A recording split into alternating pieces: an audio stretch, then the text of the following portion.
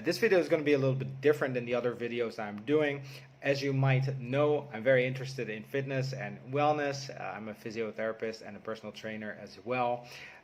But what you might not know is I'm also very interested in tech and mostly in gadgets, and not really the developing part, but mostly the try out part. I get really excited about the new tech and gadgets, especially in the fitness space.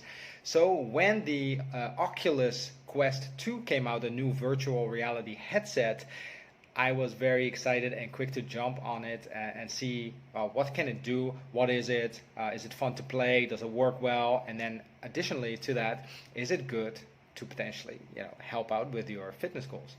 So I'm planning to do a range of videos where I'm reviewing these games, partially just from a gamer perspective, but also from a fitness perspective. And in this particular video, we're going to be looking at the game Ninja Legends. We're going to be looking at a couple of different aspects of the game. So we will be looking at the game's mechanics, we'll be looking at the graphics, we'll be looking at the type of variations that you get into the game and how playable is it, how long can you play this game for, the fitness level required, and the potential benefits that you can expect from playing this game. First, a little bit of background about what the game really is.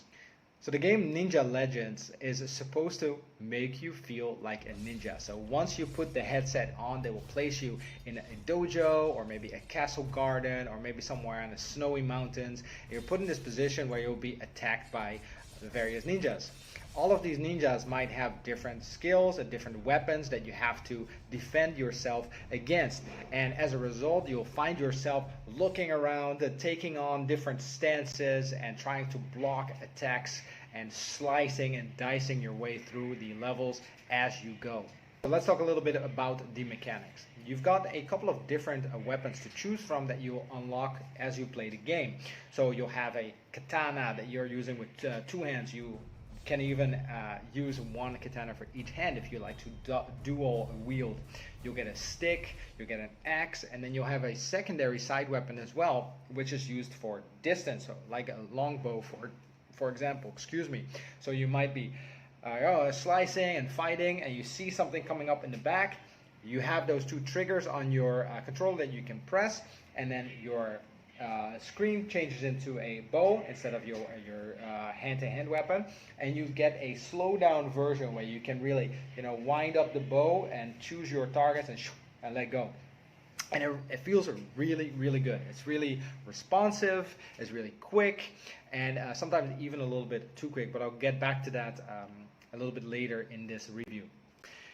The graphics are really good as well. I'm coming from the sort of PlayStation time. I think the graphics of the Quest are a big step up, and more importantly, I don't get motion sick, which I did get from the previous virtual reality experience that I've had. So now I can just move around very easily, focus immediately, I don't get sick, and then the controllers are very quick to register as well. There is no lag, which is very important if you're trying to look over your shoulder, block, attack, and then quickly check the other side. So all of that is completely smooth, meaning that if you make mistakes, that's on you. In terms of variations and replayability, see it as the following. All of these weapons that you can unlock can be mastered. So you can really tell that initially you might be a little bit clunky when you switch from a sword to two swords or to a stick, and as you go through the levels you can really notice that you get more skillful.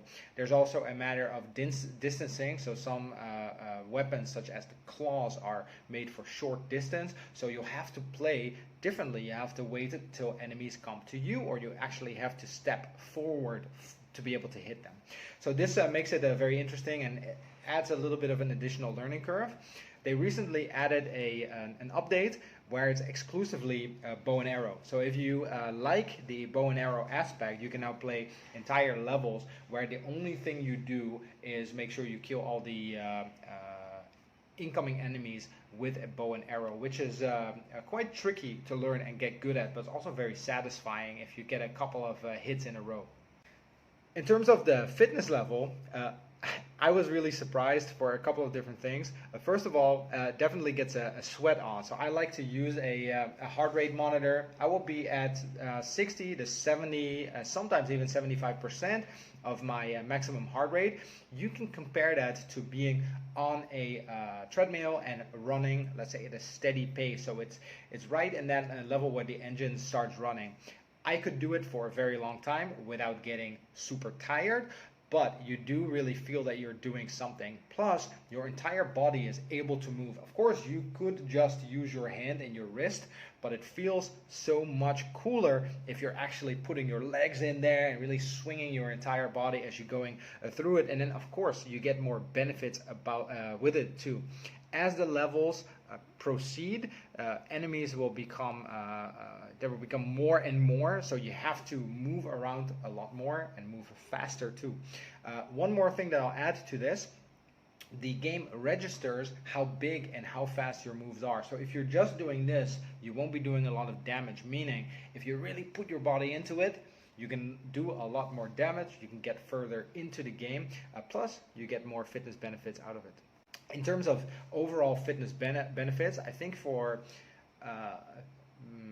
cardiovascular endurance, this is a great game, very fun. I think you'll get a lot of benefits out of the reaction, because I can really tell that initially the game was just moving too fast. There's too many enemies and too many sides, but I didn't know back then there is a way to create sort of a more quiet in the storm. I won't spoil that, you have to figure that out for yourself, but definitely puts a toll on your ability to react, ability to focus, your cardiovascular strengths and endurance, and also more importantly your agility. So sometimes I would notice that my footwork I would place my feet somewhere and then I would almost lose balance, right? So you need to be a little bit careful even that you don't get too excited and just fall over.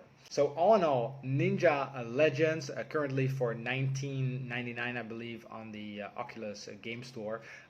Very fun game to play, easy to get into, and for the couch potatoes among us, it is a great way to get some movement in. I think for the higher trained athletes, this will not seem as a workout, but it will seem as a nice little recovery workout to get something in. So I would highly recommend it if you want to feel like a ninja. If you like these kind of reviews, by the way, make sure you let me know. You can let me know by dropping a like below, subscribe to the channel, and as we are offering these experiences in our studio as well, if you're watching this and you want to come give it a try, let me know and I'll set you up. And I'll see you the next video.